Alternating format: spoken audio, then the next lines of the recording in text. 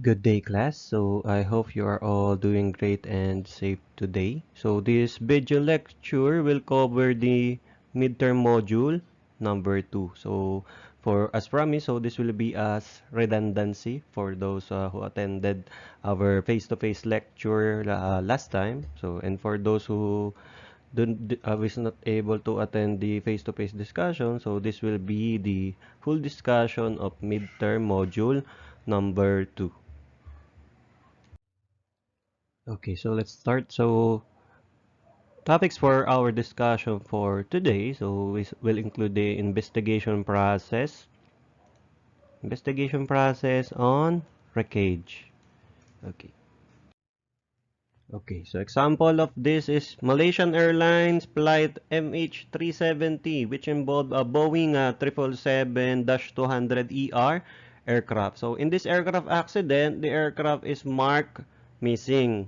So, and this accident is still not is an open case kasi nga hindi pa rin nowadays nalolocate itong flight MH370. So hindi pa rin nalolocate yung Boeing 777-200 ER. Okay, and this due to that, so nagkaroon pa rin ng aircraft accident investigation. And investigators recommend na yung ating ULB, so kung maalala nyo dun sa ating face-to-face discussion, yung ating underwater locator beacon is dagdagan yung battery life. Another one na recommendation due to this aircraft accident is dagdagan ng recording time yung ating mga flight recorders. Kasama dito yung flight data recorder at saka yung cockpit voice recorder. So, sir, may recommendation pero hindi pa rin tapos yung investigation dito sa flight MH370. So, yung recommendation is from yung mga information na nakalap. So, during investigation of this missing aircraft. Okay, so next. Okay, so ito ay medyo okay. So missing aircraft yung example ni sir, pero yung topic is about wreckages. So yun yung some sort of para ma-boost yung inyong curiosity when it comes to aircraft accident investigation. So paano naman kapag located yung ating or may pinpoint location ng ating aircraft accident wreckages. Okay, so it is important to identify the point of impact, and if not the same location, the position where most of the wreckage is located. So dito magkakaroon tayo ng mga trajectory analysis or wreckage trajectory analysis. Then i-check yung location ng aircraft dun sa ating mga GPS sa mga charts and aeronautical photographs. So yun yung mag-a-identify accurately ng location ng ating wreckage ng aircraft na naka-experience ng accident. Okay, so example, no, wreckage of aircraft na naka-experience na aircraft accident. Okay, so next, accident investigation photography. So take note, photography is an important element of the aircraft accident investigation process. So yung isang well-composed na photographs will allow investigator to preserve perishable evidence. So, yung mga evidence na, kung maalala nyo yung, for example, aircraft landing gear. So, nag-aapoy. So, by just taking photographs, meron tayong fresh na, fresh na image kung ano yung condition ng landing gear. So, after naka-experience ng aircraft accident. Then another one. So, etong mga photographs na to, meron siyang substantiate na mga information na pwedeng makapag-illustrate na si investigator ng initial conclusion. So, meron ng mga initial deduction doon sa mga probable cause and immediate cause nung nangyaring aircraft accident just by taking photographs and videos. Okay, so what are the checklists? Yung dapat picturean ng ating mga photos and videos group na investigatory group. Okay. So immediately after nung occurrence, so mishap, so accident or incident, so firefighting video. So meron tayong documentation nung retrieval, at saka yung search and rescue. So, rescue activity, so video, no? Radar and air traffic controller, mga recordings. So, pipicturean yan, bibidyohan ng ating photos and videos group. So, yung weather condition, dun sa ating accident location or incident location. So, forecast and actual condition. Okay. So, attention. So, what are the photographs na dapat i-check sa ating mga checklist? So, dapat meron yung ating photos and videos group ng mga images ng mga nakikita nyo sa screen, sa visuals. Okay, example of this. So, okay, pero attention. So, wala mo kayo makikitang enumeration na tanong sa kung saan man. Okay. Hindi si sir nagpapa-enumeration. Okay, so aerial view. So, nowadays, meron tayong mga drone, no? Kaya medyo efficient and less hassle na yung aerial view ng site. Dati kasi, nasakay pa yung isang member ng photos and videos group sa helicopter, then tsaka pa siya magbibideo. Pero nowadays, may mga drone. Okay, so ground view, and next, ground view on each of cardinal compass position. Next, the site of the direction ng aircraft was traveling at impact. So, importante din yung ground scars na ma-picturean. Ayan, may capture tayo na image. Damage to the surroundings. Example, trees and foliage. Then, skid marks do sa ground. Then, photo inventory. So, okay. So, pag-usapan natin itong pag-inventory ng mga wreckages. So, dapat meron ditong mga images, yung ating photos and videos group. So, ating mga major wreckages components. Next, yung ating, dapat meron siyang photos or images ng flight control surfaces and actuators. Next is yung ating landing gear and other hydraulic components. And kasama doon sa importanteng meron tayong image is yung cockpit switch positions kasi pwede ito maging evidence. Okay, so fire heat damage discoloration, dapat yung ating image is madidepict yung kung ano man yung na-damage yung fire just by looking the photos. Magkaroon ng discoloration yung ating, for example, yung ating aircraft structure. So, dapat just by looking at the photo, meron na mapapakita yung discoloration. Okay. So, yeah. So, extra items. So, private property damage, so steps in removing, opening, and cutting apart ng mga components. So, kasama to sa staking. And another one, so if, for example, di po ba we've discussed na during data collection, nagkakaroon na ng mga data analysis. So, na parallel nangyayari si data analysis sa data collection. So, pag may kailangan na information, yung ating mga investigators na naka-assign sa data analysis, so, ibabato niya yung mga questions dun sa mga collector natin ng data. Example nito, yung photos and videos group. So, kaya dadagdagan yung mga kailangang images and photos. Okay, example.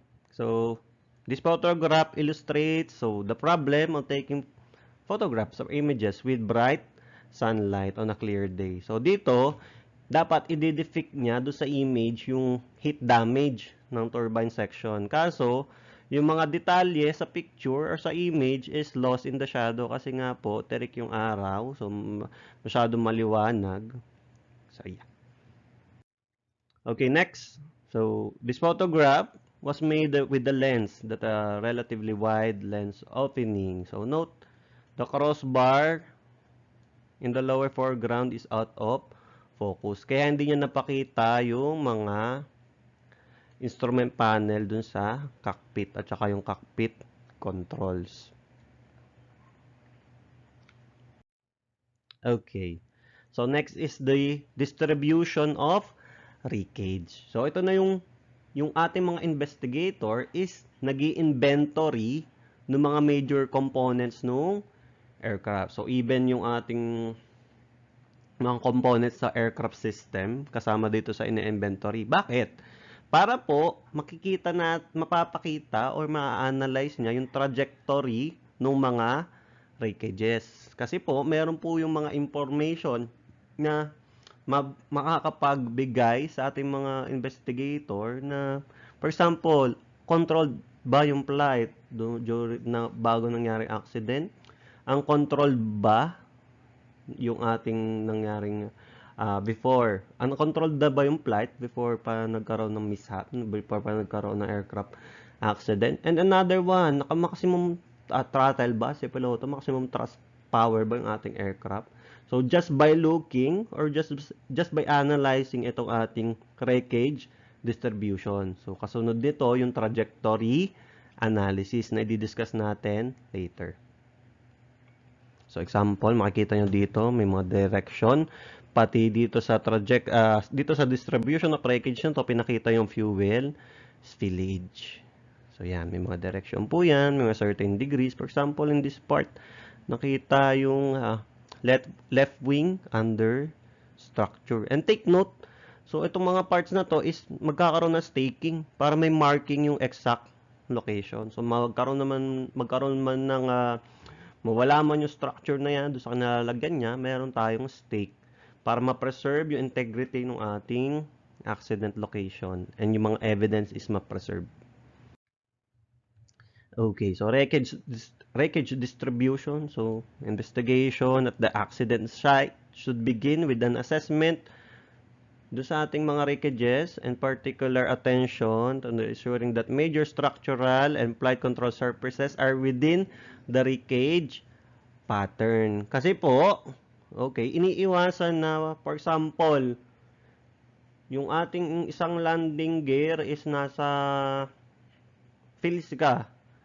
Yung ating power plant, inabot, nakita, is nandun sa may, for example, LTC. So, di po ba questionable, no? So, and they will find proof na bakit ganun yung nangyari. So, kaya tayo ay merong wreckage distribution analysis or trajectory analysis. So, i-check again, correct number of engine, and another one, correct number of each flight controls. Sir, pag po may missing na, for example, engine, so hindi matagpuan, so hahanapin po yun. So, as long as it takes. Kasi po, meron siyang information, so yung location niya is magbibigay ng information and makakatulong dun sa ating ginagawang data analysis. Okay, take note. So, each structural section is identified and each flight controls is found. The appropriate part of the illustration is colored in.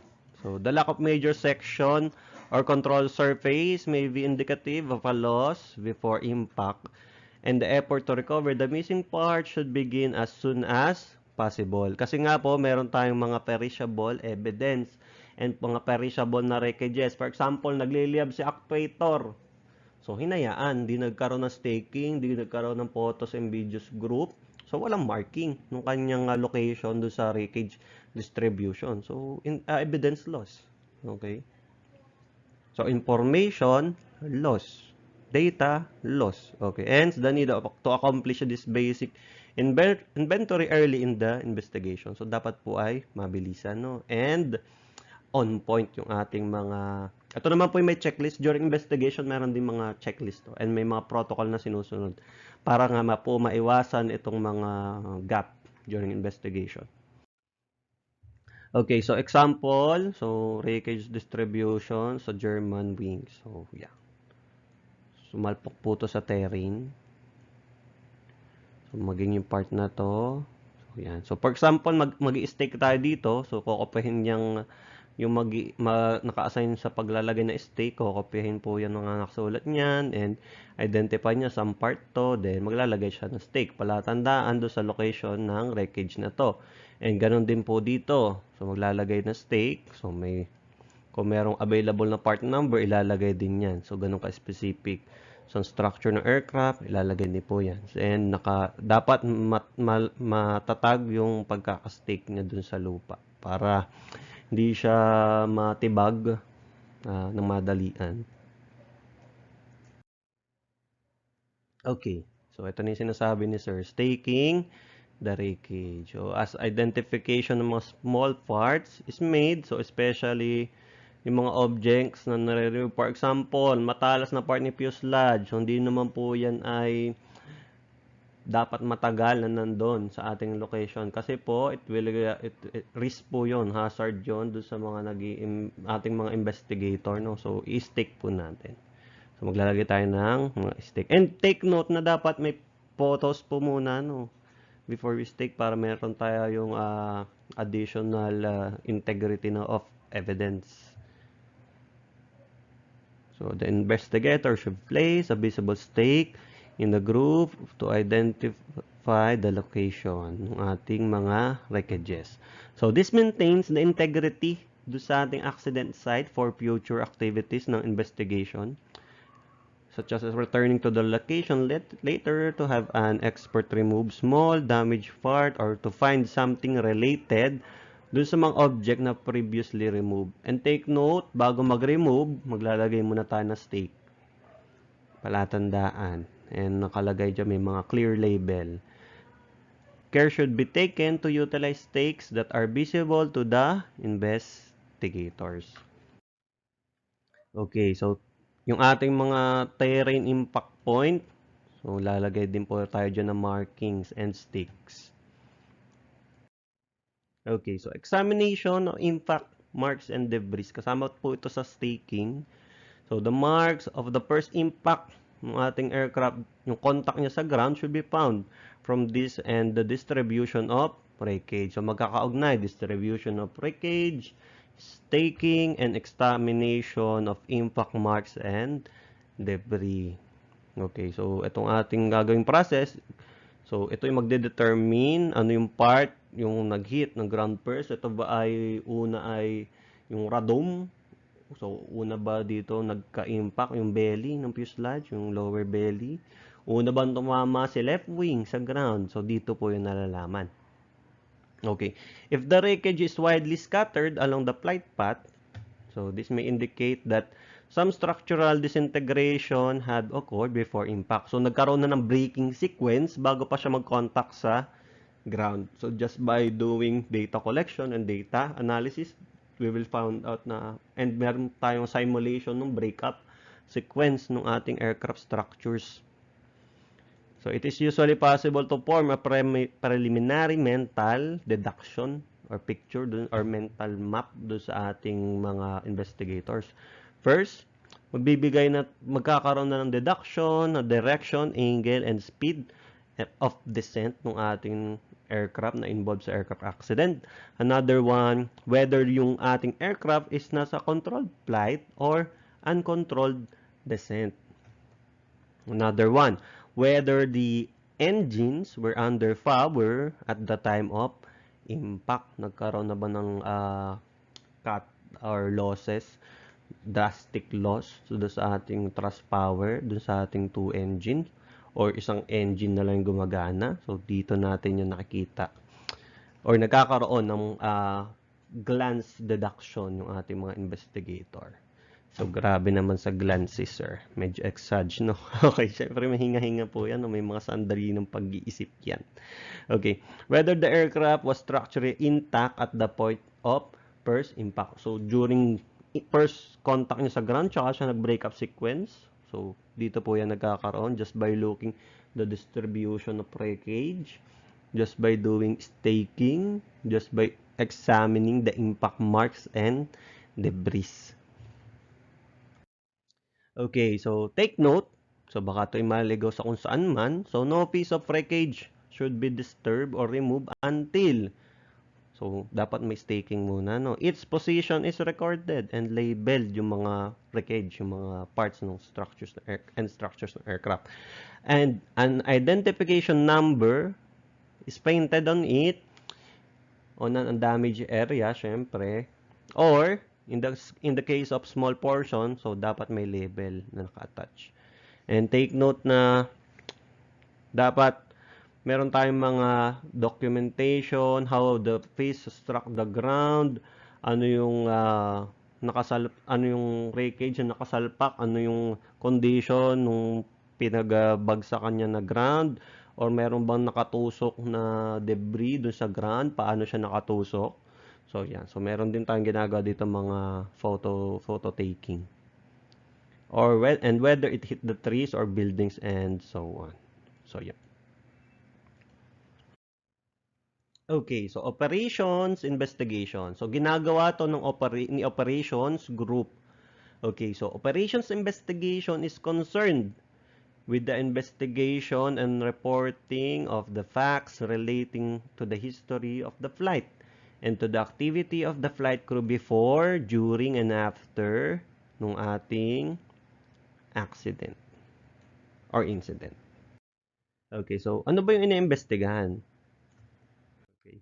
So, crew histories. Next, personal record ng ating mga flight crew. Kung may flight mechanic, kasama po siya doon. Okay, so ano ba yung mga kinokollect na data? Name, age, gender, duty performed on board. Si FA ba ang maneuver ng aircraft? So, misalignment. General record in aviation career. So, siya ba ay nag-AMT muna, then naging piloto? Or yung flight mechanic is dating piloto? So, chinecheck po yun dito. Medical history including recent illness or interruption of flight activity. Okay, si piloto ba is diagnosed sa severe depression or anxiety? So, kasama yun dito. Chinecheck. Na siya ba ay may record for stroke? Kasama po yung chinecheck dito. So, anong group kaya yan? Investigatory group. Okay, so yung ating human factor and medical group. Okay, sila yung nagbibigay ng data about this. Binibigay nila sa operations group. So, kung maalala nyo during our discussion, yung mga investigatory groups or mga investigatory members per group, so dugtong-dugtong yung mga collection na yung kino-collect nilang data. So, itong question na to, for example, may question na nag-arise coming from operations group. So, connected siya dun sa ating human factors group. So, sasagutin nila yan by giving them data, by giving them information. Okay, next, overall experience and experience on aircraft type involved in aircraft accident. So, check kung may type rating si piloto. For example, si piloto, ang pinalabad niya aircraft, ang kanyang pinilot na aircraft and minaneuver na aircraft is Boeing 777-200. Pero, ang kanyang type rating is Airbus A320neo. So, misalignment. Okay. Experience on the en route or dun sa aerodrome or airport where the accident occurred and familiarity with the route. Dun sa ruta. So, dun sa kanyang destination and dun sa kanyang pinagmulan ng airport or airstrip or aerodrome. Next, activity before the aircraft accident. So, kasama dito sa iniimbestigahan during operation investigation, ano yung mga ginawa ng flight crew within the last 7 days and the last 72 hours prior to the aircraft accident. Next, activity during the accident. So, nagpanic ba ang mga flight crew? Chine-check po yan dito ni operations group. Paano malalaman? Sa cockpit voice recorder. Okay. Next, so, activity after accident. So, yung survivor ba after nung accident nag-Starbucks? Okay. So, exaggerated si sir. Okay. So, yan. Chinecheck po yan dito. Activity after accident. Although, pagkakalam ko, yung 72 hours na after nung accident, chinecheck. Yun po yung time frame. Okay. So, another one, crew, qualification, and proficiency. So, align ba yung mga expertise? Align ba yung mga credentials ni piloto? And another one, so, meron bang falsification of documents regarding sa credentials? For example, si AMT. Okay? So, si AMT ba talaga ay may level 3 na training sa ganitong type ng aircraft? So, i-check po, no? Kung tama yung mga nakalagay na info and walang dinoktor. Kasi, maaring, for example, dinoktor nga. Or ni recto. Okay, another exaggeration. Okay. So check po yan ng ating mga investigators.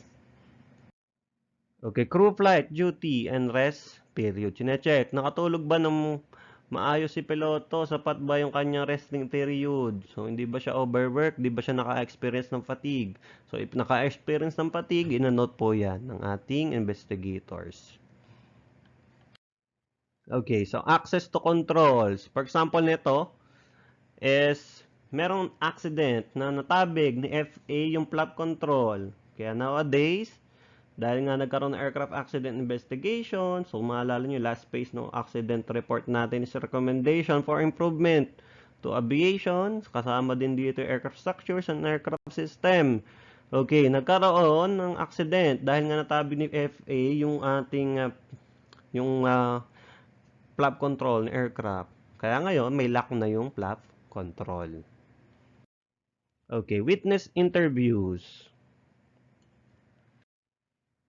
Okay, so dapat dun sa during witness interview, so dapat immediate yung if kaya nang makapagbigay ng information nung survivor or nung eyewitness, o dapat po ay makuha na po ng ating mga investigator yung data na galing sa kanila para hindi pa naka-contaminate ng external stimuli.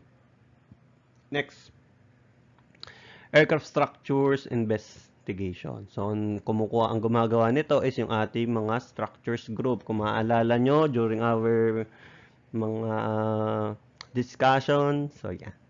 So, kasama dito yung airframe, kasama yung mga aircraft system na under ni airframe. So, power plant group, meron siyang sariling investigatory group. So, under niya na kinukuha niya mga data is dun sa status ng mga aircraft system under power plant group. Under power plant, sorry. Okay, next. Air traffic services investigation. So, lahat ng document na kayang ibigay, so mali pala na ulitin ni sir. Lahat ng document na nasa ating ATC is dapat po yun is sinosurrender and sinasubmit sa ating aircraft accident investigator. So, dapat walang resisting force. So, yun naman po is alam nila yung protocol. Ibibigay po yan. Okay, examination and verification ng ating mga aerodrome. Kasama dito yung airport facilities. Okay, characteristics ng runway in use and characteristic ng ating mga movement areas. Airstrip ba yan? Concrete ba yan? So, yan. Sinecheck po yan dito. Okay, surrounding terrain. Okay, example, NAIA. Okay, mga terminal natin. Nakapalibot, mga buildings. So, chinecheck po yan ng ating mga investigators. Yung airport, yung maliit na runway sa Nepal. So, yun. So, makitid, no? Dangerous. So, chinecheck po yan. So, for example, nagkaroon doon aircraft accident. So, kasama po yan sa iniimbestigahan. Okay. Next. Lighting and guidance. Signages. So, proper lighting ba? Lighting doon sa ating airport, aerodrome, and meron ba tayong mga guidance signages? So, yan. Okay, communication network. So, ito ay for visual lamang po, no? Para makita nyo yung network ng communication. So, mula to doon sa airport vehicles. So, yan. Okay, so standard contingency and emergency operating procedures ng aerodrome and airport. Kasama po yan sa iniimbestigahan. Meron ba nangyari neglection ng protocol? Neglection ng mga naunang recommendation? So, yeah. Okay. Aircraft performance investigation. So, this investigation, ginagawa to ni performance group. So, kino-collect nila yung mga data na nagde-determine na bibigay regarding sa attitude ng flight, attitude ng aircraft as it traveled through the air or on the surface prior to impact. Naka-pitch down ba? Okay, chinecheck po yan dito sa ating aircraft performance investigation. Okay, so kasama doon is yung determining ng flight or ground path ng ating aircraft. So, naka-experience pa siya ng crosswind. So, yan. Chinecheck po yan dito. Okay, so performing, connection to doon sa ating wreckage distribution, doon sa ating examination ng mga markings sa ground and surrounding is magkakaroon tayo ng simulation. Kung maalala nyo yung discussion natin previously na yung mga technical particulars is nagbibigay ng mga information para makapag-create tayo ng synthetic flight construction doon sa nangyaring aircraft accident. And kasama nun is yung wreckage trajectory analysis, yung breakup sequence ng mga wreckages. Determining the path or trajectory ng object separating from the aircraft. So, again, ito ay breakup sequence or tinatawag na wreckage trajectory analysis. So, simulation po ito.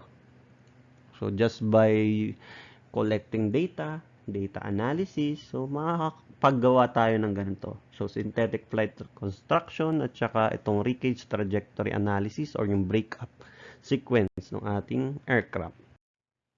Okay, so and developing and performing simulations. So, ayan. So, yung iba, nagpa-flight test pa po para lang ma-simulate. Pero hindi yung ika-crash nila during flight test, hindi po. Isa-simulate lang nila yung condition. Okay. So, next is flight recorders.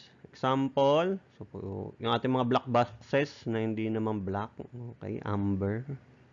Ang kulay nila. So, yung ating CBR and yung ating FDR. CBR is Cockpit Voice Recorder. So, ito yung nagre-records ng communication ng mga crew members with the ATC. So, 2 hours po yung kanyang recording time.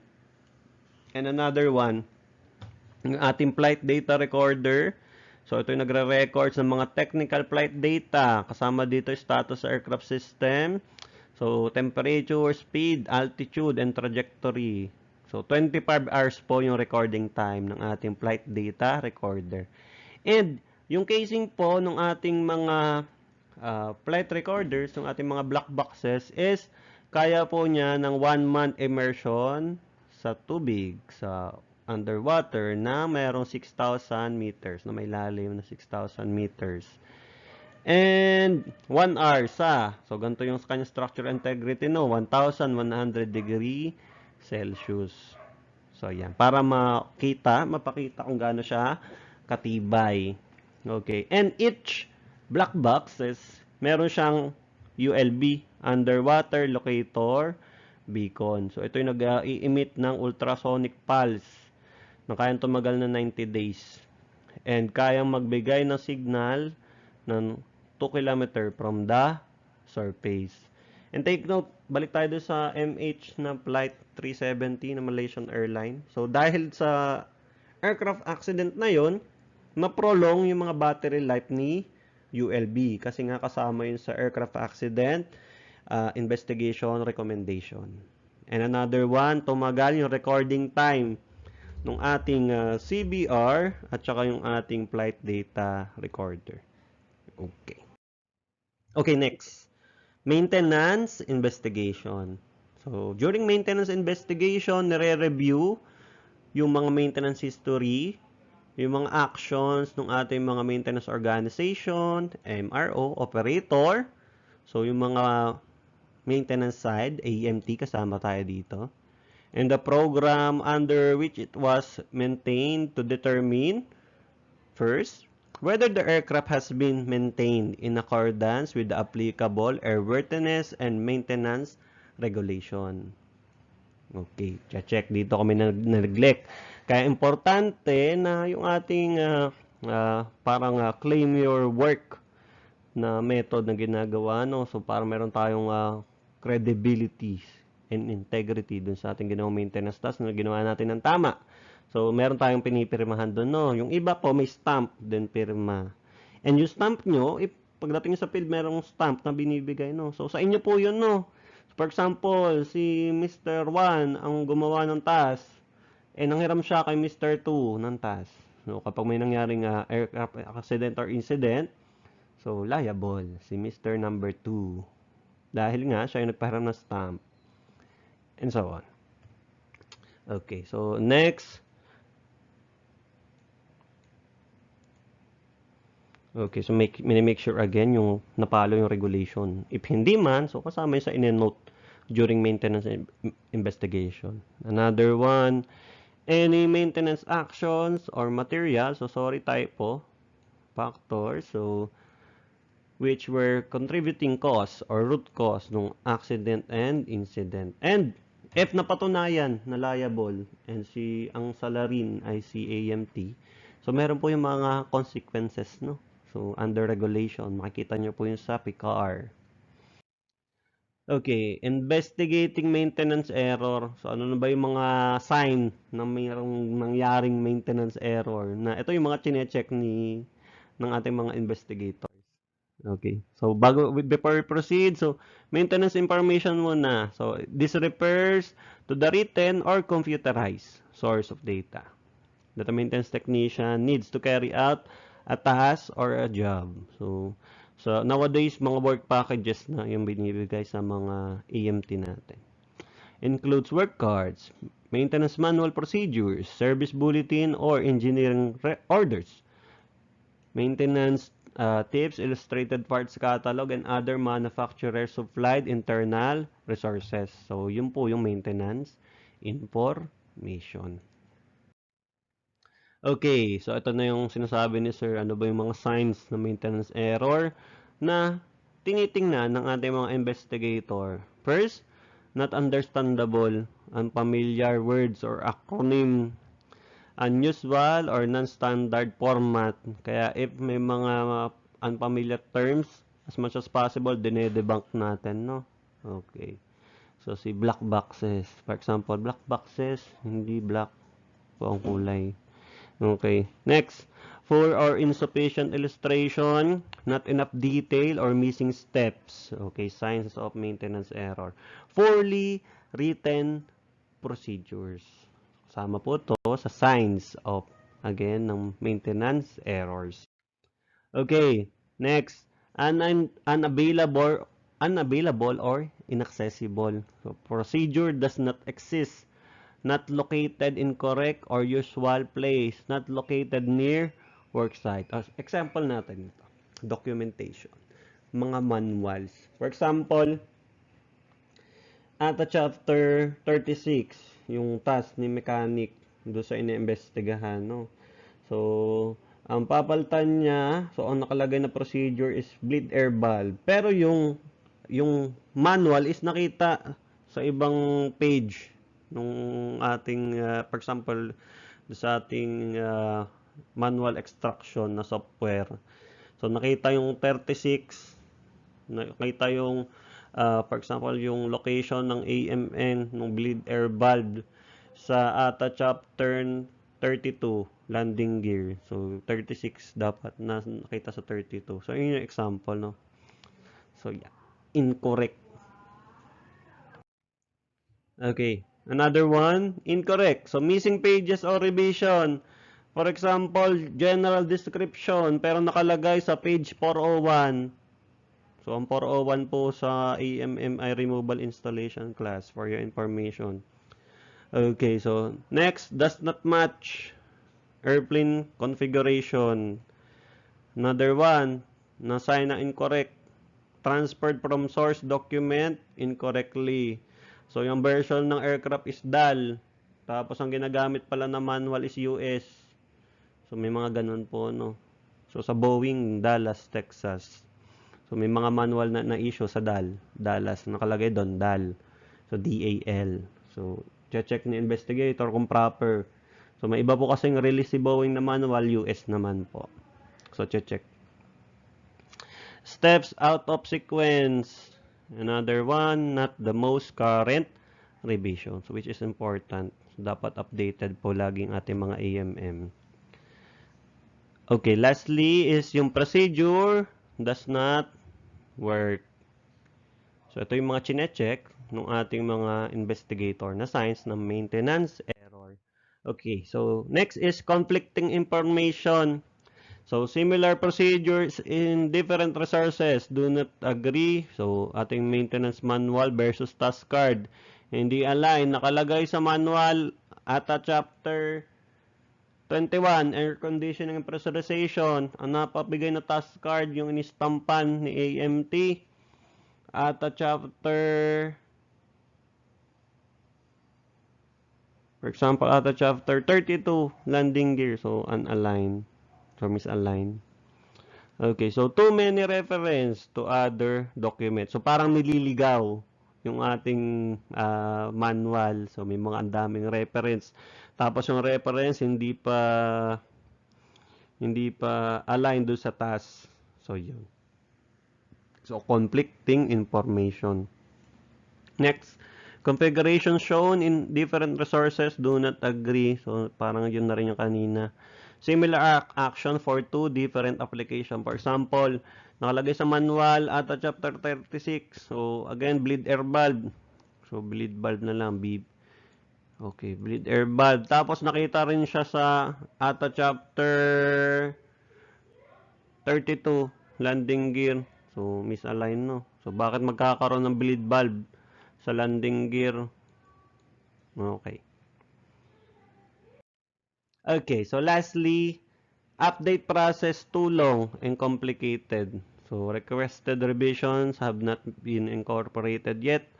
Configuration change by the SB or engineering orders have not been updated in applicable. So, maintenance procedures. Lastly, document change requests are not submitted. Loss. So, okay, so medyo question mark agad to sa kanila. Or incorrectly filled out. Okay, so questions, clarifications, curious questions. So we will have a feedback form for that. So I hope you can use this video lecture as redundancy do sa ating face-to-face discussion. So if we need something to review, so and meron ding available po na video lecture for our midterm module number 1. So, i-formal natin, midterm module number 1, discussion, and midterm module number 2, discussion is available online. No? But online, sir. So, meron pong link si sir nung mga files na to, and you can view it, watch it online, and comprehend it. So, again, ito pong mga video lecture na to na inihanda for you and prepared for you is for redundancy ng ating face-to-face lecture para meron kayong balikan for your review. And take note, so please be prepared for our next week compliance tayo. So quizzes and recitation. So okay. So again, meron tayong feedback form na ilalabas sa ating group chat. Okay, so I think that's all for me today. So I hope you comprehend do sa ating mga discussion this midterm. And I hope na if may questions is itatanong po, no? So wag mahihiya, no? So may feedback form naman kung di kayang itanong na face to face, meron tayong feedback form for that.